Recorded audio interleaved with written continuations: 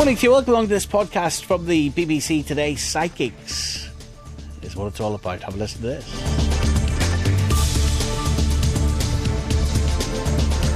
It's going to be one of the biggest ever New Age psychic fairs Belfast has ever seen. Mediums, clairvoyants, spiritualists, tarot cards, palm reading. They'll all be on offer at a massive psychic event this month in the King's Hall. But is this manipulation? Harmless fun? Or do you think there's something more sinister to these psychics? OSullivan is a tarot card reader. Morning to you, Dara. Morning, Stephen. Good morning, good morning. I'm distorting now talking to you, Dara. Good morning to you and the journalist Niamh Horan. Good morning to you, Niamh. Good morning, how are you? I'm doing all right. What do you think of these psychics, Niamh? Call them what you want. Psychics, fortune tellers, palm readers, they're all come under the same umbrella, con artists. And I honestly don't know how he can come on the radio this morning and with a straight face and tell people that what they do is actually means any sense. What they do is they prey on the weak, the vulnerable, desperate people who are going through really tough, particularly tough times, difficult times, whether it's breakups, illnesses, death, job loss, and they prey on their hopes and insecurities about the future. And it's absolutely, they should all be banned. It wouldn't be such a serious issue with a fiver, a bit of fun at a carnival, but it's not. These people making a living out of preying on vulnerable people. Dara? Oh, thank you, Stephen, for having the New Age Holistic Fair on your show.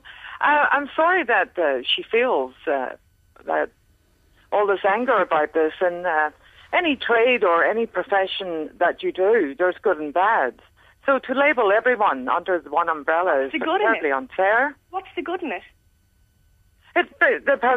People can contact past spirits. You're told things that no one knows other than yourself and the reader. It brings comfort.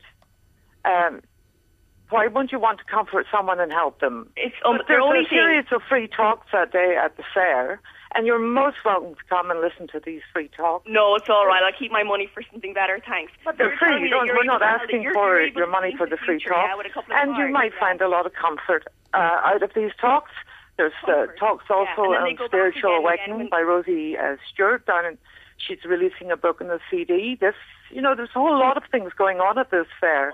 It's just not psychic reading. Can I just say something to you? There's no such thing as fortune telling. It's a thing called cold reading. And for anybody that listening into the show, that they need to know this before they go and they part with their hard-earned cash, right?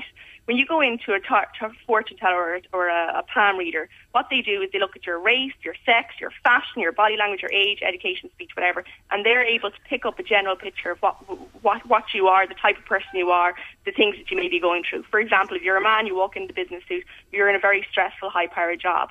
They try to elicit then cooperation from you. They say, I see all these images, they throw them out at you, and while they do all the talking, the person who goes to them, who's going through a really bad time, who's desperate for some answers, then attaches their own meaning. It's a complete and utter codswallop. And anybody that parts with a penny of their cash are getting conned.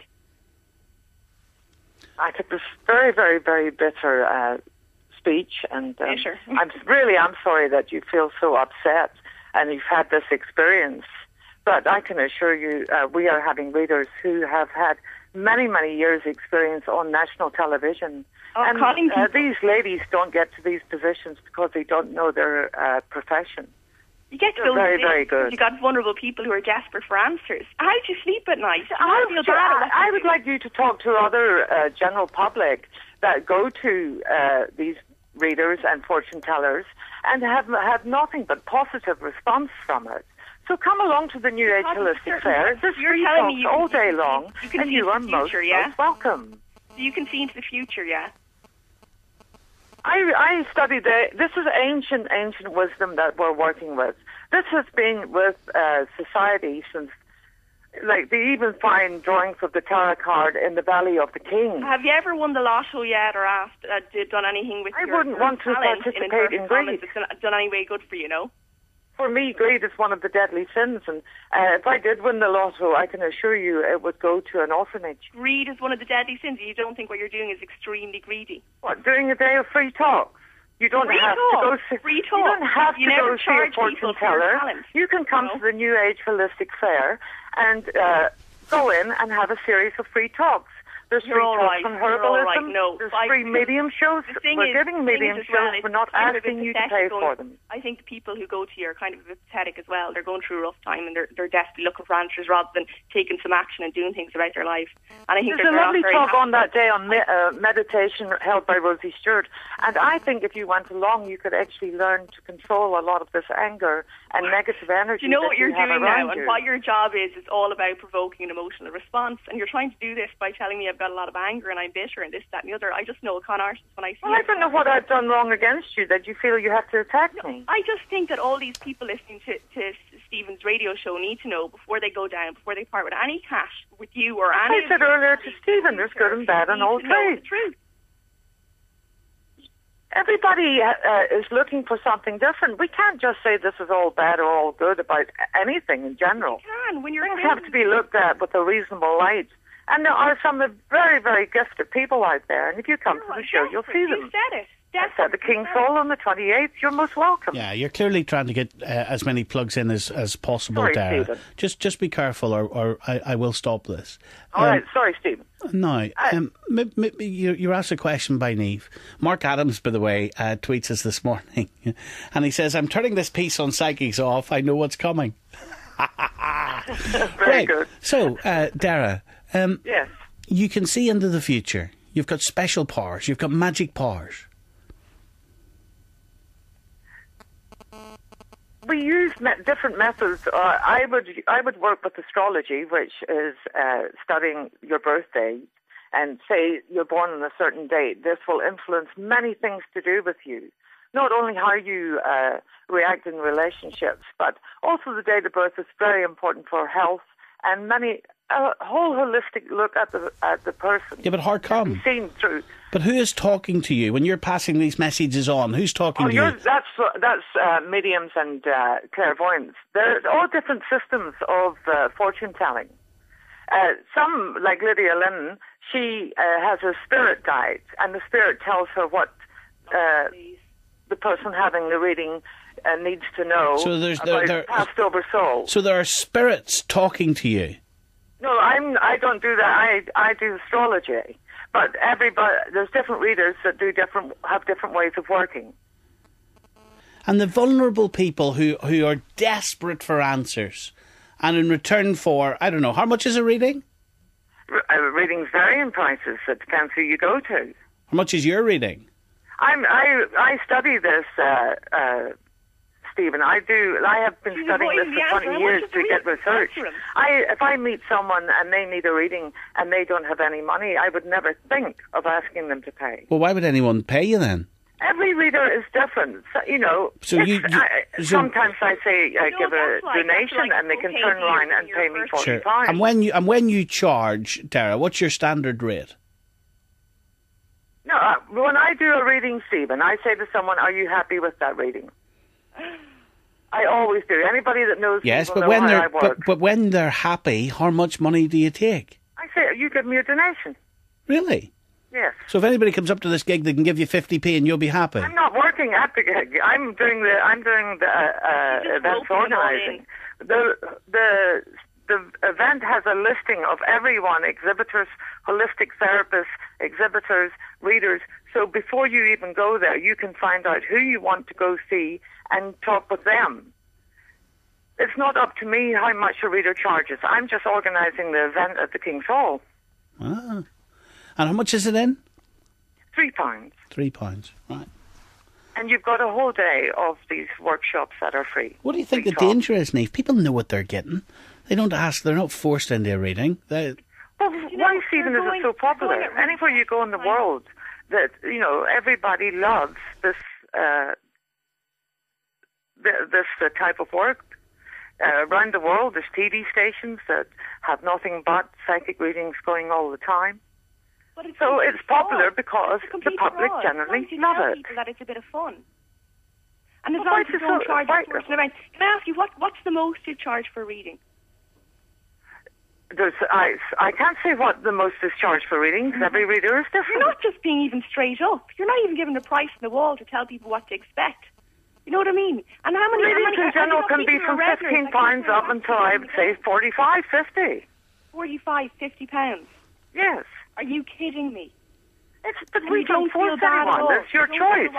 You don't feel bad at all, no? You don't feel bad about what you're doing? I'm not doing this. I'm the events organizer. I put the show together, and if you want to use the show, it's there for your use. I wouldn't be able to happily spend a penny of your money if I was you. That's your choice. Right. I just think that people are going to you at really desperate times. I mean, I don't know, if Stephen, if you've ever gone to it. I remember I went to it once, and it was at a really bad time in my life. And it's just kind of a bit pathetic when you're looking for an answer, when you're looking for a bit of hope, when you're looking for, something about the future. And but you can say that you've had a really rough time one time in a relationship. It doesn't mean to say you give up on all relationships. You just close out a relationship. You don't know what you're talking about. You've never met me before, and you can't call read me over the phone. Here's Michael in Belfast. Morning, Michael. Hello, Michael. No, that's all right. Hello, Michael. Michael's talking to the wife. Here's Robert. Morning, Robert. Good morning, Stephen. Good morning. The whole thing just amazes me, really, that people can be so naive and gullible. Doris Stokes was probably the most famous one that we would know in the UK and Europe-wide, and even in the States. She became incredibly wealthy, multi-millionaire. She would have been on the stage. Anybody know John? I'm getting a signal from over there. A broken leg. Your uncle died of fish supper poisoning. Listen, Doris died about 15 years ago. Great spiritualist, the whole 9 yards. We haven't heard a word from her since. So that tells me a whole lot about mediums and astrologers. I mean, how in heaven's name can rock and gas formations floating out in the middle of space tell you anything about human nature's future down here? The whole thing is just garbage, man. I mean, where do they live, these people? What education do they get? They're cruel and heartless, and then they attack very vulnerable people with the junk that they pump out. Well, you say attack very vulnerable people. You're talking about a show where people go up and they ask for a reading. They attack. These are grown adults asking for something. Stephen, look, I mean, you know what I'm saying. You understand clearly what I'm saying. It's something that they shouldn't do to people who are in a position and they're highly vulnerable and they lost somebody they love. Wouldn't matter how smart you are, you can be tackled at times when you're in a soft spot by people like this, pumping out. I mean, this is ridiculous. Here's Adrian, wants to speak to Niamh this morning. Morning to you, Adrian. Good morning. Go ahead, Adrian. No, I just listened to Niamh and she seems really bitter and annoyed. I'm an adult as well, and I go if I want to go to a psychic. And nobody tells me. I go. I have a free choice. I'll go wherever I want to go. So if she doesn't want to go, don't go. Why is she getting so hot and bothered about it? She's only annoying herself. Well, you regularly go to psychics. Yeah. How often would you go, or many times? I went to the odd time because I felt like going. And I wasn't never vulnerable. You might have went when you're vulnerable and you didn't get the answer you're looking for. Now you're bitter. Well, I never had that problem because I just went for the crack. So you go for the crack. Very open mind. Listen to me. If you go for the crack and you know what you're getting and you know it's a load of codswallop and you're not parting with, I don't know why you part with your cash to be told. I could tell if you want to give me your 50 quid this way. But if you're going for the bit of the crack, you know what you're getting. Why are you getting so annoyed with them to spend 50 quid? Because she's roping in a lot of really vulnerable, insecure people. And it's the same way she talks about. But Adrian, I'm interested in you. If you don't believe in it and you just go for the crack, then what's the point of listening to what they're saying in the first place? I didn't say. Why not talk to yourself? I didn't say I didn't believe in it, nor did I say I believe in it. I said I go with an open mind. That's the difference. I go with an open mind and very open to everything. David Mead is contacting us this morning. Morning to you, David. Morning, Stephen. How are you? Morning to you. Well, of course, what you do on telly is fascinating. It's brilliant. What do you make of this? It's exactly the same skill set that I use. I can assure you, I use pretty ordinary skills to create the impression that I'm doing the extraordinary, telling people secrets about themselves, things that I couldn't possibly know. And, to tell you my story, the very reason that I'm sitting doing what I'm doing today all harks back to psychics. When I was 14, my dad died unexpectedly to me. I didn't really expect it, but he had been very unwell for a long time. And given that I was so young, I didn't realise he was dying. And I went to quite a lot of psychics, and one in particular was absolutely incredible. The information that she told me blew me away. It was staggering. And she charged me a certain amount for every reading, and she also charged me an extra 10 or 15 pounds to record it every time as well. And I went for about 18 months. The impact of this on me was incredible. It genuinely felt like I was connecting with my dad. And over time, it felt like a really good thing.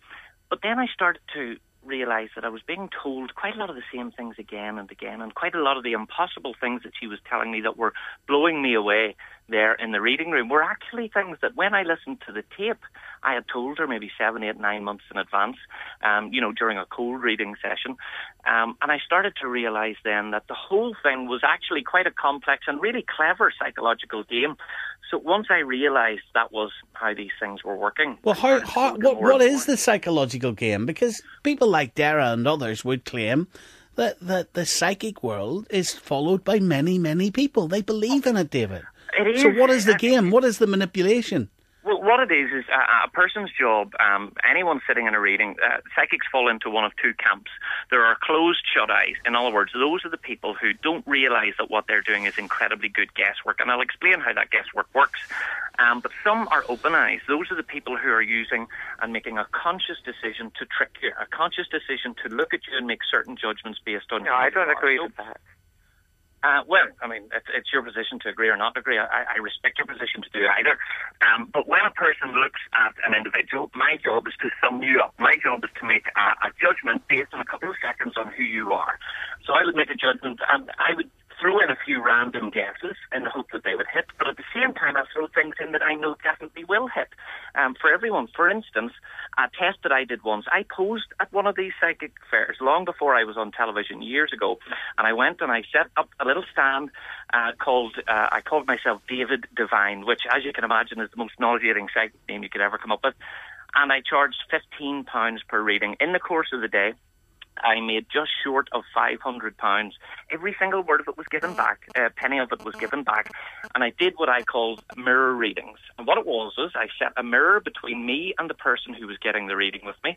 They were to stare into the mirror, and I was to interpret their aura as they were looking into the mirror. And every single one of them, after they had paid their money, remember, was asked to rate my accuracy. The lowest that they gave me was 86%, but the average, the main figure, was about 90%. All right, so David, cut to the chase and tell us what the manipulation is. When you say guesswork, give me an example. What do they do?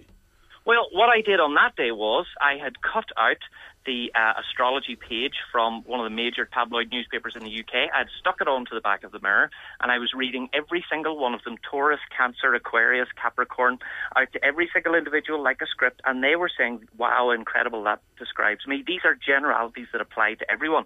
Let me give you one example. One line that I've heard psychics say on 11 different occasions is that, oh, David, you're the type of person who, when your head hits the pillow at night, you unpick every conversation that you've had during the day. You think through every single exchange, and sometimes you really start to second-guess yourself and wonder, gosh, did I say the right thing there? Did that offend someone? The minute that you hear that, you start to think, gosh, you know what, that is me. I do that every single night. The fact is, that applies to everyone. Dara? Well, I don't agree with knowing, if you do a reading and you know that you are doing a con right away, I don't agree with that energy at all. To cheat someone, no, I couldn't agree with that. A reading is done in all honesty, and it should be a very personal thing between you and the person that's sitting opposite you. So you say you're a tarot card reader. So who is... I can read the tarot cards, yes. So who is controlling the cards? The cards, each card has a meaning. Yes, but who's controlling the ultimate delivery of the cards? The reader. So there's no spirit channeling through you? No, not in the tarot card reading. So why are these tarot cards? The cards are picking up on the energy. What energy? Around the person that's having the reading. What do you mean the cards are picking up on the energy? What does that actually mean? Everyone has energy. Everything has energy, and everyone has energy. So your energy, when you touch something, Stephen, that energy will always be in that space. So when you deal the cards, shuffle the cards, you're putting your energy into those cards, and then the cards will throw back what is going on around you and the eventual outcome. Why would the cards do that? It will also go into the past, so I can confirm to the person that this has happened to you in the past. This is what you're going through now in the present, and this will be the outcome. From touching a card? Yes. But for you even the guys in physics will tell you that a residue of energy is left on everything you touch. Yes, but this energy that you're talking about, how come it can predict the future? Because you're having an interconnection with the tarot cards, which picks up your energy, and by you picking certain cards, that energy is connecting. Connecting with what? The cards are connecting with your energy. Yes, but Stephen, if you take it another way... Sorry, no, I still don't understand, but how does that predict the future? Well, let me try and go in this way. If scientists say that we only use 10 to 20% of our brain. No, they don't. That's been hugely discredited everywhere. I mean, ask any neuroscientist in the world. That's been discredited for 40, 45 years now. So, well, they always agree that we don't use all of our brain. So why have we been given such a big brain and not used it all? There must be much more to everything that's going on around us than what we actually can see, maybe. But who is seeing into the future when you predict the future? Who? That depends, Stephen, on the reader. One reader has guides, and every reader has different ways. Right, so that's why they all have different names. Some are known as mediums, some are known as clairvoyants. Well, what's your way? Who predicts the future for you? My favourite way is astrology. I like to work with the astrological system. Like, take someone's date of birth. I know that if someone's born in a certain period of time, they will have certain characteristics. And interesting enough, the date of birth also will refer to health. Niamh? Well, I have to say that I actually went to David for work with a friend one time, and he was absolutely brilliant. He was fantastic. But the best thing about David is that he's honest with you, and he tells you exactly what he's doing. And he talks about all the other, that it's people are just cold reading you, and he's very honest from the outset. But at the same time, he's still able to blow you away when he's honest, and that's a very, it's a good way of going about giving somebody some entertainment, giving somebody from value for their money, and not cutting them. There are so many people wanting on air today. Here's Debbie in Ballymoney. Morning, Debbie. Morning, Stephen.